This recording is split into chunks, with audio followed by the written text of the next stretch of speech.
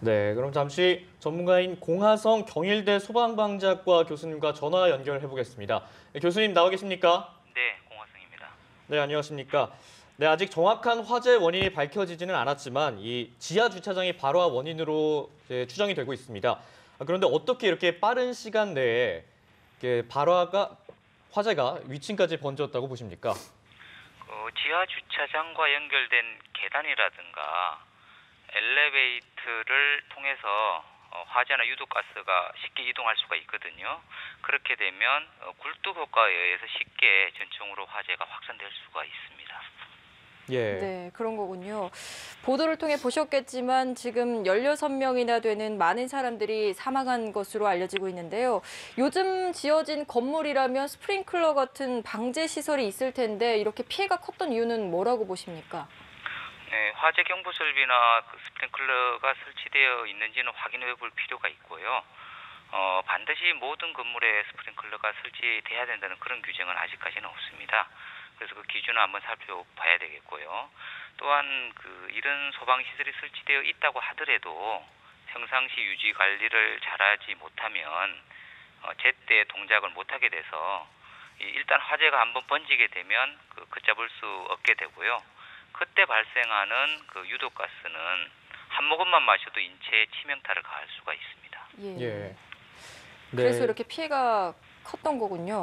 네, 좀 안타깝게도 또 사망자도 굉장히 좀 많이 발생을 했는데 오늘 발생한 사망자들 대부분이 이제 목욕탕에 있었던 사람들이라고 합니다. 일반적으로 생각하기에 목욕탕은 좀 물이 많고 또 수건 같은 게 있기 때문에 좀 화재를 더 잘 피할 수 있을지 않을까 이렇게 생각을 했는데 이 목욕탕에 있는 사람들이 더 많은 피해를 본 이유는 뭐라고 생각하십니까? 일단은 금방 말씀드렸듯이 유독가스의 영향이라고 볼 수가 있겠는데요. 예. 일단 화재가 발생하면 수건 등을 물에 적셔서 입과 코를 막고 문틈으로 들어오는 연기를 막아야지 유독가스에 의한 피해를 줄일 수가 있을 텐데요. 아마 그에 대한 대처를 잘하지 못하지 않았나 그렇게 생각이 됩니다. 네. 이런 형태의 화재는 언제라도 발생할 수가 있을 텐데 이렇게 화재가 났을 때 대피할 수 있는 요령을 좀 알려주시겠습니까? 네, 먼저 화재가 발생하면 119에 신고하고요. 두 번째 비상벨을 눌러서 화재 사실을 건물 내의 모든 사람에게 알려줍니다. 그리고 나서 복도와 계단을 통해서 재빠르게 지상으로 대피하는 것이 좋겠습니다. 이때 유독가스를 마시지 않도록 특히 주의를 해야 되고요. 또한 복도로 대피하려고 하는데 이미 복도에 연기가 가득 차 있다고 하면 이때는 섣불리 복도로 나가지 마시고요. 예. 문틈을 옷가지 등으로 막고 대피 공간이나 베란다에서 구조를 기다리는 것이 원칙입니다. 참고로 미국의 경우에는 베란다가 아닌 화장실에서 물을 틀어놓고 예. 구조를 기다리라고 권고를 하고 있습니다. 그렇게 물을 틀어놓으면 물이 자연적으로 화장실 밖으로 물이 흘러나가서 화재가 화장실로 번지는 것도 막을 수 있고 그다음에 온도도 낮출 수가 있어서 보다 예. 안전하다고 이야기를 하고 있습니다. 네, 그렇군요. 자, 건물이 이제 8층이어서 아무래도 건물이 좀 높은 건물이었고 또 잔불 정리 과정에서 추가 희생자가 나올 가능성도 배제할 수 없는 상황이다. 이런 이야기가 나오고 있는데 이런 화재가 발생했을 때 갇힌 사람들이 살아날 수 있는 골든타임 어떻게 보십니까?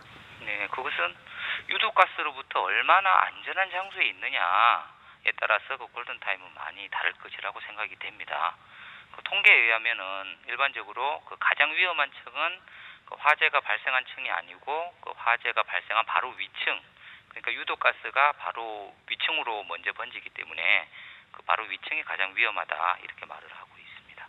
네, 그렇군요. 네.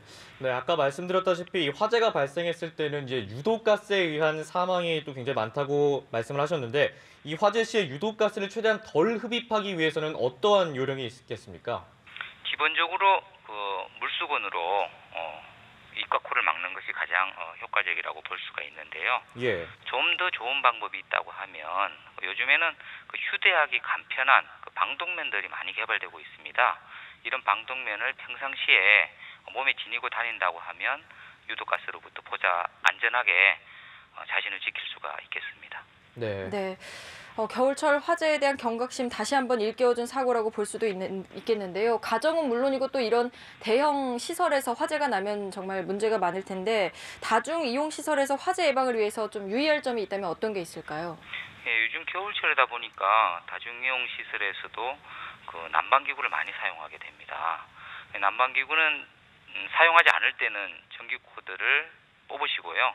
또 이 난방기구는 전기 소모가 많기 때문에 문어발식 사용은 반드시 금지를 해야 됩니다. 반드시 단독으로 꽂아서 사용하는 것이 원칙입니다. 예. 그리고 한 달에 한 번씩 그 누전 차단기에 그 시험 버튼을 눌러서 이 누전 차단기가 제대로 작동하는지 체크해 주시는 것이 중요합니다. 네. 그리고 오래된 건물일수록 그 전기 화재 위험이 특히 높기 때문에 그 전기 스파크, 전기 불꽃에 의한 그 화재가 아주 많이 일어나고 있습니다. 요즘에는 아크 차단기라는 차단기도 개발되고 있는데 이 아크 차단기를 설치해 두면 보다 확실하게 그 전기 화재를 막을 수가 있습니다.